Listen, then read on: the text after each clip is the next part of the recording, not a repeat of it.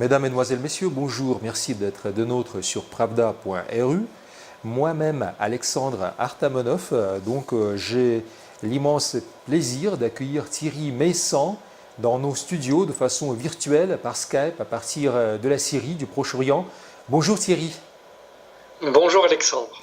Eh bien, il se trouve que Thierry Meyssan n'est pas présenté. Ça me ferait tout drôle que de le présenter au public français parce que tout le monde le connaît, que l'on soit français ou russe.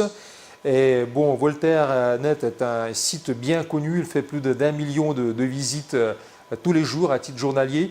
Et qui plus est, excusez-moi de faire un peu la pub Thierry, je dis tout de même qu'il y a à peu près 1 million de visites tous les jours sur le site Voltaire. Thierry Meyssan, lui, il se trouve au Proche-Orient à titre permanent.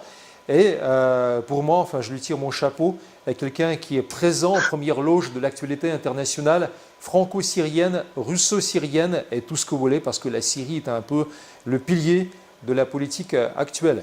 Alors, la question que j'aimerais poser à Thierry Meyssan ne serait pas donc du domaine syrien, mais porterait plutôt sur le pourtour méditerranéen, sur la Méditerranée et la mer Noire qui est adjacente par rapport à la Méditerranée. Il se trouve que Jean-Yves Le Drian, qui lui non plus n'est pas présenté parce que c'est le ministre de la Défense français, vient tout juste, il y a un jour, de nous apprendre, ça a été un peu plus qu'un jour, ça a été le 11 septembre, que maintenant la flotte française serait présente à titre permanent en mer Noire, et cela rimerait un changement de politique de l'OTAN en Méditerranée et mer Noire. Alors, ma première question porte justement sur cette politique de l'OTAN, la politique aéronavale, par rapport à ce que font les Russes. Parce qu'on sent que les Russes et les Chinois sont maintenant très actifs en Méditerranée aussi. Et comment c'est vu par le grand analyste que vous êtes, Thierry? Quel est votre point de vue?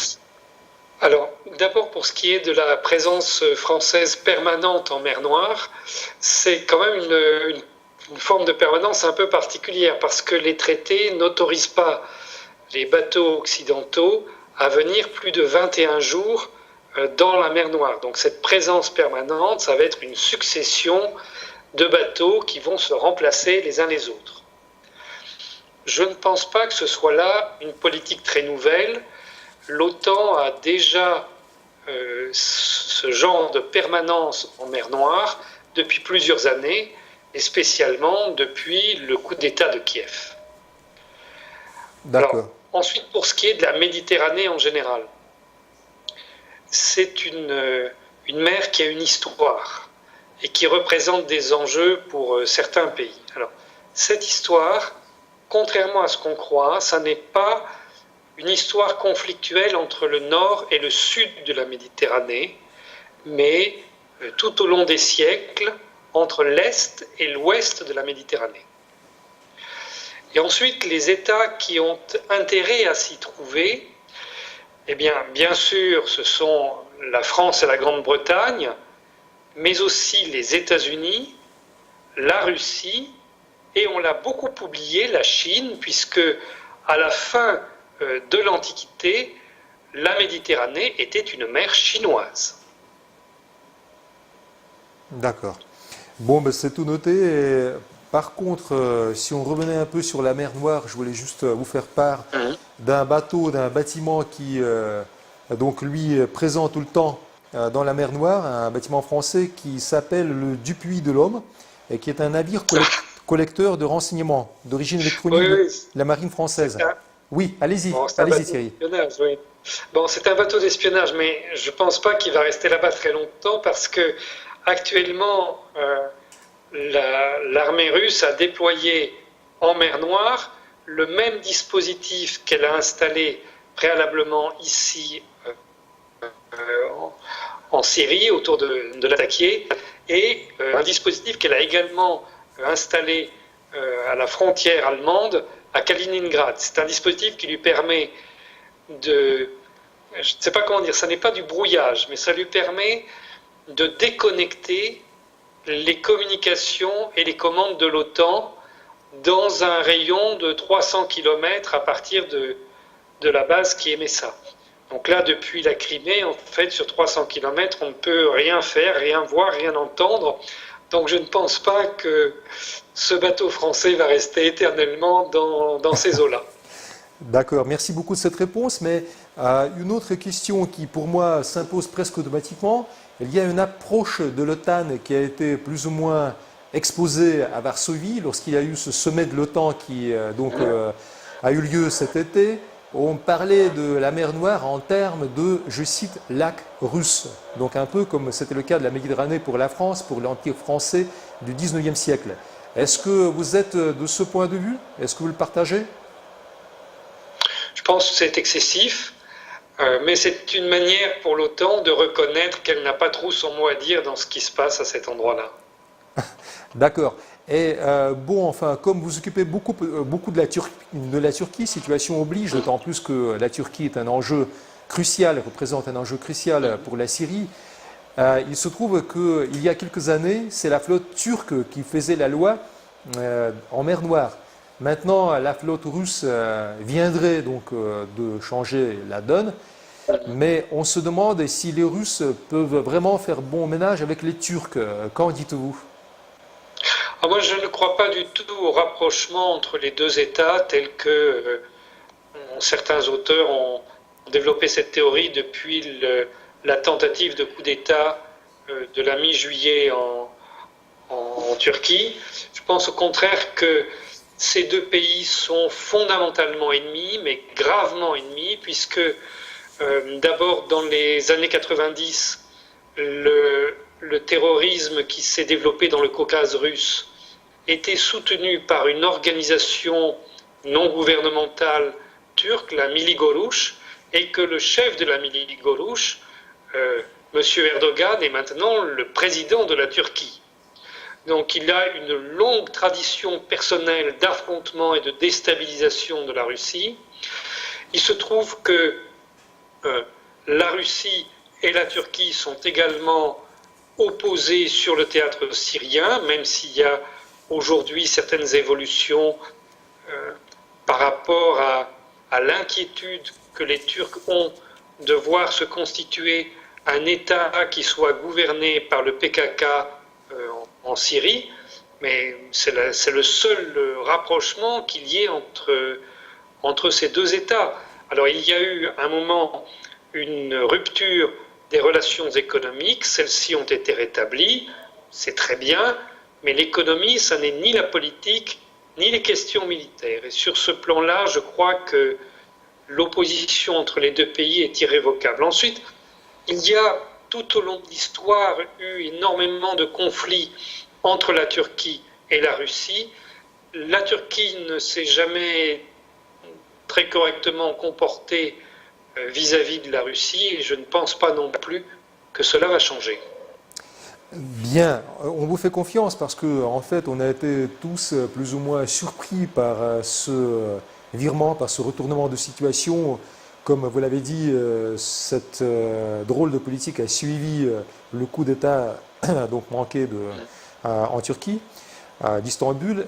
Mais il y a aussi un point de vue qui est celui du Saker francophone, donc un périodique de langue française mais américain, qui dit que Vladimir Poutine pourrait jouer un peu aux arbitres entre Bachar el-Assad et Erdogan. Alors je ne sais pas trop ce que vous en pensez parce que l'idée me paraît assez exotique. Je pense que c'est une erreur d'analyse parce que il n'y a malheureusement rien qui puisse être négocié entre la Syrie et les pays qui l'agressent. La seule chose qu'on peut discuter, c'est d'arrêter la guerre, mais il ne peut pas y avoir de discussion au-delà de cela. Aujourd'hui, cette guerre n'existe que parce que des puissances extérieures, essentiellement la Turquie, l'Arabie Saoudite et le Qatar, à la demande des États-Unis, soutiennent militairement et financièrement des groupes armés venus du monde entier qu'on appelle rebelles modérés, mais ce ne sont pas des gens d'ici, donc je ne sais pas pourquoi on les appelle rebelles, et ils ne sont pas modérés du tout, puisqu'ils pratiquent le terrorisme le plus spectaculaire qui soit. Donc, ils prétendent que Vladimir Poutine allait se servir d'intermédiaire entre ces deux groupes, c'est croire que la guerre ici serait une guerre d'intérêt partagé entre l'un et l'autre groupe. Mais malheureusement, c'est une guerre existentielle, c'est pas du tout une guerre de ressources du côté syrien. Donc je pense que c'est une illusion vue des États-Unis. Et je crois que nos amis ont mal compris ce qui s'était passé en Turquie au cours de l'été. Il y a eu une tentative de coup d'État et il est très clair, tout le monde est d'accord pour dire que cette tentative a été organisée par les États-Unis. Mais il est également évident que cette tentative de coup d'État était faite pour échouer, puisque rien n'a été fait contre le président, rien n'a été fait non plus contre le palais présidentiel, qui est le centre névralgique du pouvoir en Turquie. Il y a un bunker gigantesque avec tout ce qu'il faut comme matériel là-dedans. Rien ne s'est passé à cet endroit-là. Donc si ce coup d'État devait échouer, il n'y a que deux manières d'interpréter cette tentative. Soit les États-Unis ont souhaité adresser un message au président Erdogan en lui disant qu'il devait se calmer et que sans ça, on passerait à l'acte, mais ça paraît peu probable. Soit les États-Unis l'ont organisé en bonne intelligence avec le président Erdogan, de manière à lui donner les moyens de réprimer son opposition, ce qu'il a fait immédiatement après.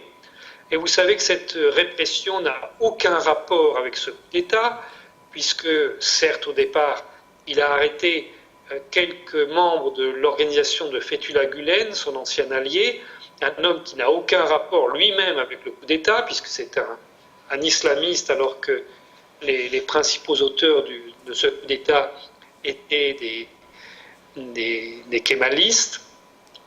Mais aujourd'hui, il étend la répression à l'ensemble des groupes laïcs et à l'ensemble des groupes qui soutiennent la minorité kurde. D'accord, merci beaucoup de cette réponse étoffée. Et en fait, pour revenir un peu à la donne aéronavale et tout ce qui a trait à la Méditerranée, comme vous êtes en Syrie, alors vous seriez peut-être à même de nous répondre à la question sur le port du Tartous, parce qu'en fait, ce port a été transformé en base militaire russe depuis belle lurette. Mais il y a un article dans l'Observatoire géostratégique se trouvant d'ailleurs en Suisse. L'auteur nous est très bien connu parce que c'est un ami, il s'appelle Richard Labéguière. Et son dernier article en date d'hier, justement, ça a été publié le 15 septembre dernier, est intitulé « La Méditerranée n'est plus une mer occidentale ». Eh bien, il y parle justement des Chinois qui s'installeraient dans le port de Tartous à côté des Russes. Est-ce que vous confirmez, vous infirmez? Non, ce que je confirme, c'est que une unité chinoise va venir faire des travaux dans le port de Tartous et qu'à terme, pas tout de suite, à terme, le port de Tartous pourra être utilisé comme escale par la marine chinoise. Mais pour le moment, il n'y a pas de soldats chinois ici en Syrie et d'une manière générale, l'armée chinoise refuse toute confrontation en dehors de sa zone d'influence avec les forces occidentales. C'est une chose qui est très importante à comprendre. Tout au long de cette guerre ici en Syrie, la Chine a refusé de s'impliquer au plan militaire. Elle s'est impliquée extraordinairement au plan diplomatique, elle a suivi la Russie dans la totalité de ses vétos au Conseil de sécurité des Nations Unies, mais elle ne s'est pas impliquée au plan militaire et elle a même refusé de livrer du matériel à double usage, civil et militaire, que pouvait utiliser l'armée syrienne pour se défendre. Je pense notamment au fait que, vous savez que les djihadistes ont construit ici d'énormes systèmes de défense, quelque chose qui, dans sa dimension, était comparable à ce qu'a été la ligne Siegfried en Allemagne pendant la Première Guerre mondiale. C'est le même volume de ciment qui a été utilisé. Quelque chose d'absolument énorme. Et il y avait aussi toutes sortes de tunnels qui ont été creusés par les djihadistes, c'est-à-dire en fait par l'OTAN, et la Chine dispose de matériel qui permet de détecter ces tunnels et a refusé de les livrer à la Syrie. C'est toujours le cas aujourd'hui, hein. Donc, je ne pense pas que le fait d'utiliser comme escale le port de Tartous aura, à court terme et à moyen terme, un impact militaire sur le conflit actuel. D'accord, merci beaucoup de votre réponse, mais puisqu'on parle de la confrontation avec ISIS ou avec Daesh, comme vous voulez, qui pour vous serait une projection de l'OTAN, on est loin de le contester d'ailleurs, parce que en fait, on sent bien qu'il y a, comme on dit, un cadavre dans le placard et que justement, c'est là où est le hic de ma question. Il y a donc un chiffre qui a été avancé par une source française et qui donnerait jusqu'à 400 000 combattants du côté djihadiste en Syrie. Alors, il est même précisé que ces gens se cacheraient dans les régions désertiques occuperaient jusqu'au tiers du pays. Alors, on ne comprend pas très bien. Vous savez qu'à 100 000 personnes, ça mange du pain, ça boit du vin ou de l'eau, enfin, peu importe. Comment font-ils? La question. Alors, d'abord, personne ne sait avec précision combien ils sont, excepté les gens qui les financent. Du côté syrien, on estime que la présence djihadiste sur le territoire syrien est entre 200 et 250 000 hommes. Voilà, ça c'est une approximation de l'armée syrienne. Maintenant, il y a aussi des djihadistes en Irak, et il est possible que le total représente 400 000 hommes, c'est même tout à fait probable. Voilà, mais ça serait le total entre les deux États. Mais 400 000 hommes, c'est tout de même un chiffre énorme. Enfin, je veux dire, ça équivaut presque à une armée de l'époque de la Seconde Guerre mondiale. Vous êtes d'accord avec moi, je crois, non? Non, mais c'est absolument énorme. Mais il s'agit d'un conflit mondial qui se trouve sur deux États. Mais c'est un conflit mondial, puisque au début de la guerre contre la Syrie, 130 États et 16 organisations internationales participaient à ce conflit contre la Syrie. Alors aujourd'hui, ils sont beaucoup moins nombreux, évidemment, puisqu'ils savent qu'ils ne pourront pas vaincre. Et cette guerre a coûté déjà des sommes absolument gigantesques, qui se chiffrent par dizaines de milliards de dollars pour les principaux organisateurs. Absolument. Absolument, on vous rend raison. Mais bon, on se posait juste la question, comment font-ils pour les financer? Parce qu'il faudrait des voies de ravitaillement, vous savez, toute une infrastructure logistique. Oui. Et qu'après le départ d'Erdogan, qui en fait maintenant leur refuse tout soutien, on se demande comment font-ils? Non. Il n'y a pas de départ de M. Erdogan du conflit syrien. M. Erdogan s'est engagé à empêcher le PKK et le PYG, c'est-à-dire les Kurdes de Turquie et de Syrie, de constituer un État au nord de la Syrie. Ça, il combat ces gens-là, mais il ne combat absolument pas Daesh, il ne combat absolument pas les djihadistes. D'ailleurs, il n'y a eu aucune bataille entre eux.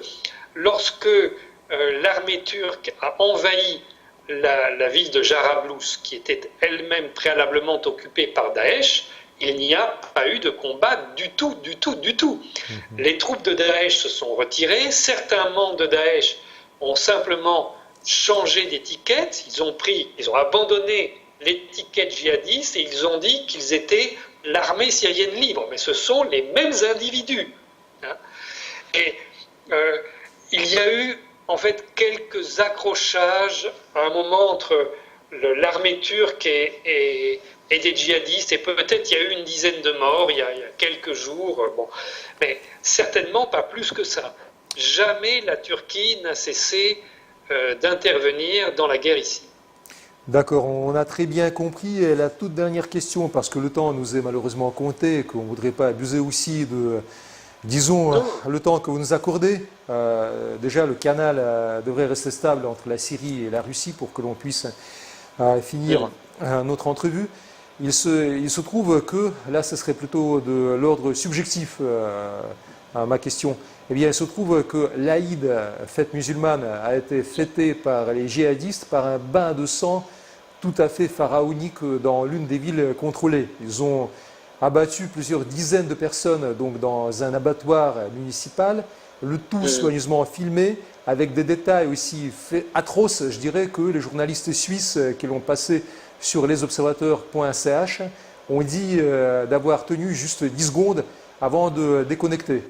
Moi, je tenu un peu plus long que ça parce que je suis un ancien militaire, mais tout de même, je me demande à quoi bon filmer des horreurs comme ça si la population locale n'a pas accès à l'Internet et que si la population occidentale, en visualisant ces images, serait encore plus décidée de combattre l'islamisme. Qu'en dites-vous? C'est une stratégie mûrement réfléchie et parfaitement mise en œuvre par Daesh. Cette stratégie a été expliquée dans de très nombreux écrits depuis 2004, donc bien avant la création de Daesh, et on y explique l'usage qu'il doit être fait d'un terrorisme spectaculaire. Donc il faut savoir que, ainsi que je l'ai dit, Daesh, c'est au départ, s'appelait l'Émirat islamique d'Irak, ça a été créé par John Negroponte et développé par le général David Petraeus, puis c'est devenu Daesh en 2014, et ça a envahi à la fois l'Irak et la Syrie avec l'aide de l'armée des États-Unis qui a directement fourni du matériel militaire, et les finances ont été assurées par l'Arabie Saoudite et le Qatar. Bon. Mais cette organisation vise à créer sa forme de choc et de stupeur, comme font les États-Unis en utilisant des bombardements massifs quand ils ont pris Bagdad, par exemple. Eh bien là, on crée le choc et la stupeur par l'usage du terrorisme. Ça n'a rien de nouveau dans la stratégie occidentale, et certainement vous avez vu le film Apocalypse Now. Bien sûr. C'était quelque chose qui se trouvait être commun pendant la guerre du Vietnam. Alors la guerre du Vietnam, ça n'est pas si loin, quoi qu'on en dise. Donc je ne vois pas ni ce qu'il y a de nouveau dans cette stratégie, ni ce qu'il y a de plus choquant que ce qui existait auparavant. Les images que vous voyez sont fabriquées par une société commerciale britannique qui a été créée par le MI6 et qui est installée elle-même à la fois à Londres, à Washington et en Turquie. Tout ça est mis en scène par des gens dont c'est le métier. On fait venir des metteurs en scène, je ne sais pas d'où, d'Angleterre ou des États-Unis, mais des gens spécialisés pour que il y ait à la fois une esthétique et une terreur qui frappent les gens qui regardent ça. Bon, c'est horrible. Je n'ai pas de commentaires parce que, en fait, c'est tout dit. Merci beaucoup Thierry Meyssan d'avoir été avec nous et on vous souhaite une bonne continuité. On vous tire notre chapeau une fois de plus parce que vous trouvez vraiment sur la ligne de front en Syrie. On espère vous retrouver en chair et en eau lors de votre prochain passage à Moscou, ici même dans le studio. J'espère, enfin vous êtes déjà invité. Et bonne continuation pour tous vos écrits. Au revoir, merci beaucoup. À très bientôt. Au revoir.